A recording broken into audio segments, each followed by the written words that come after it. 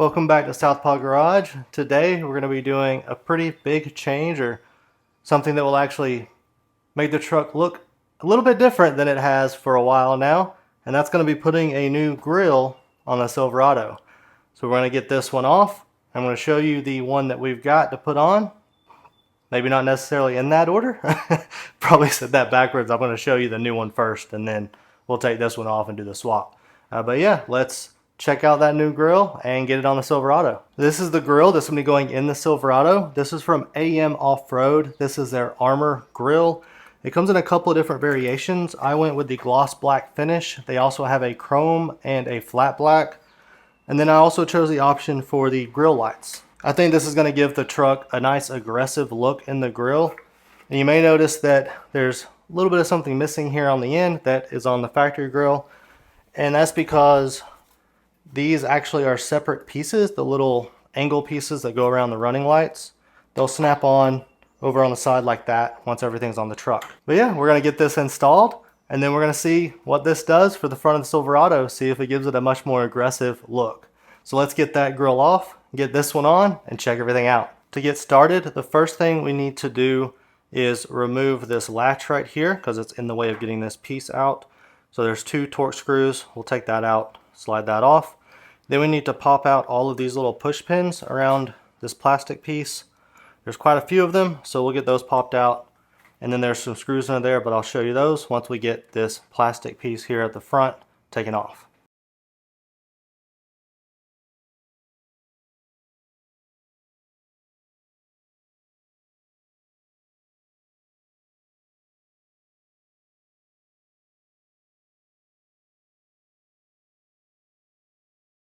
There are 2 sections to these push tabs. The first section unlocks the tab, and then you've got to get under the bottom section and pull that up too. So I'm just unlocking all of them first.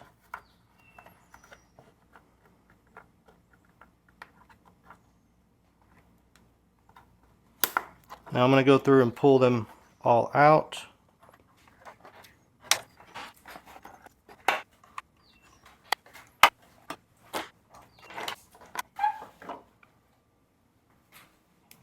Now with that piece removed, we have 1, 2, 3, 4 bolts to take out, and then we'll start popping the grille out.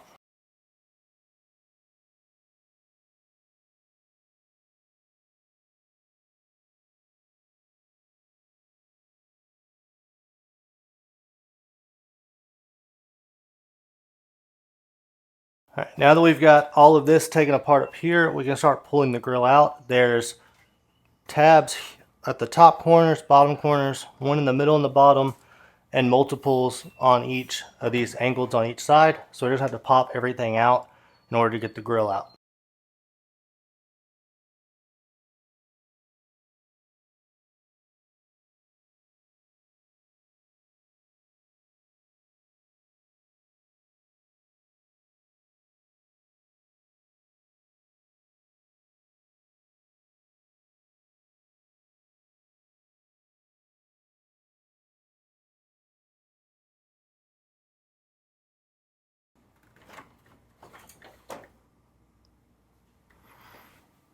Now that we've got that grille removed, we should be able to put this in place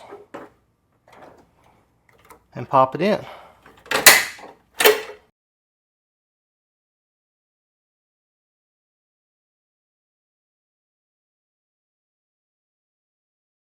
Before I screw that in, I want to go ahead and put in the corner pieces. You know what? This is why you don't get in a rush like I did. I forgot to hook the wiring up to the back of these lights. So I'm going to see if I can do it without having to take the grill back out. Alright, so I was able to fish these wires out. I don't know if you can see it from over there, but I'm going to hook these up. So there's a short wire connection, goes from one clip to the other, and since this is the farthest away from where the wire is going to go, we're going to clip the very end onto this one. And then we're going to clip the junction clip or harness onto this one.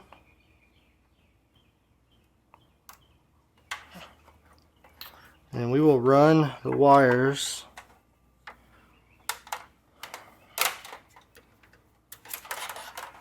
right here. I'll probably do a little bit of zip tying just to make sure they stay tucked away neatly. But I think we can run them along here. I don't really see a better way to get it over to where the battery and fuse box is.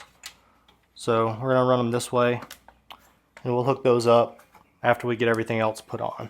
So it turns out there's one more issue that I've got, and I don't believe this is necessarily my fault. I think this is more the instructions for the grill, because they're very lacking. They basically just say remove old grill, put new grill on. The pieces do have to be put on here before you put everything on the truck. So now I've got to pop this back out.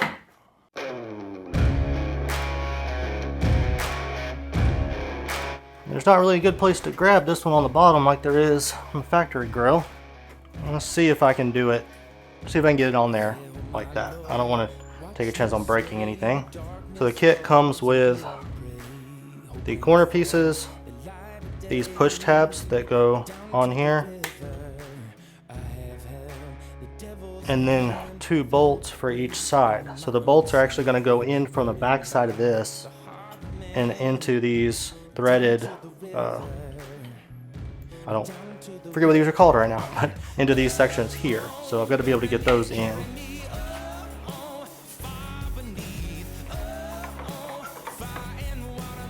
Alright, so it does look like I'll be able to get this to bolt on.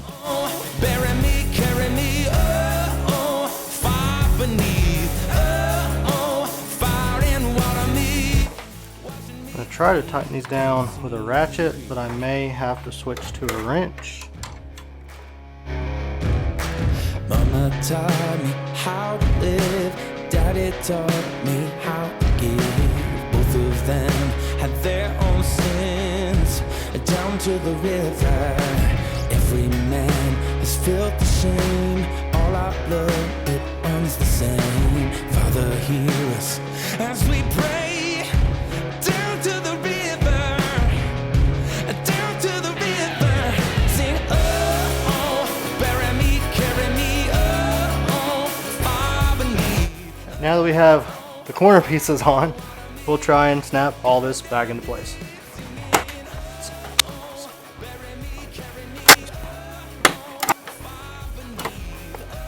Now we're going to go through and put all this top section back together, since we've already got the wires going the direction we need.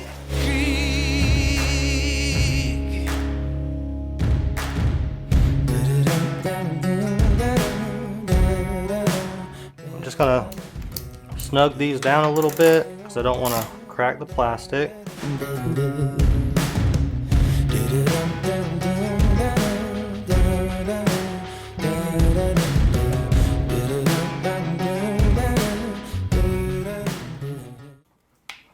That's the new grill. It's a little dark in here in the garage. We'll get it out in the sunlight once we're done with everything.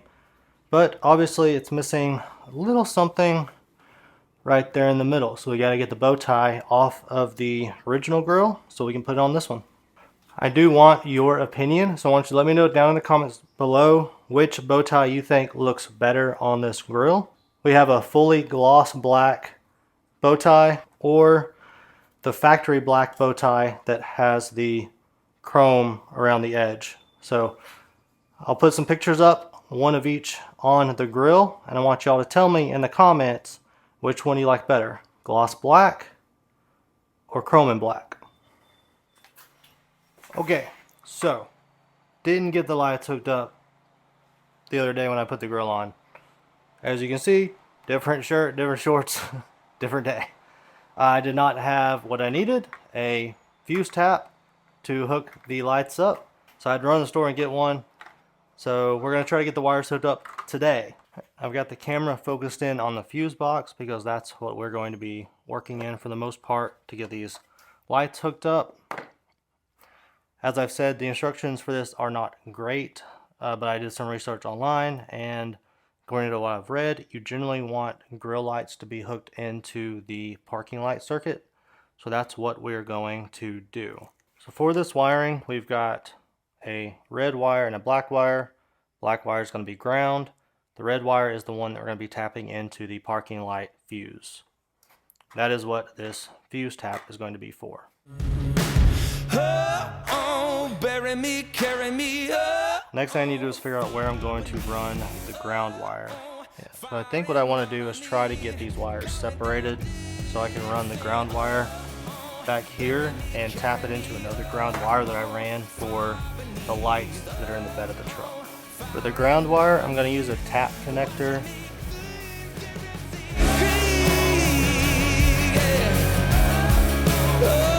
Alright, we got the ground plugged in. Now we'll work on the fuse tap. So I'm going to look at the lid of the fuse box and find the parking light tap. It's number 42 and it's located right here, this 15 amp right there. So the way this is going to work is the 15 amp we just pulled out is going to go into the bottom section of the fuse tap. That's still going to run the fuse for the actual parking lights in the truck. And then we're going to add a 10 amp fuse in line for the grill lights. So if something goes wrong with those, it hopefully shouldn't hurt anything else. So I've got the wires hooked up. So before I finish everything off, I want to crank the truck and just see if I can tell if the lights are working. Grill lights are working. That's awesome.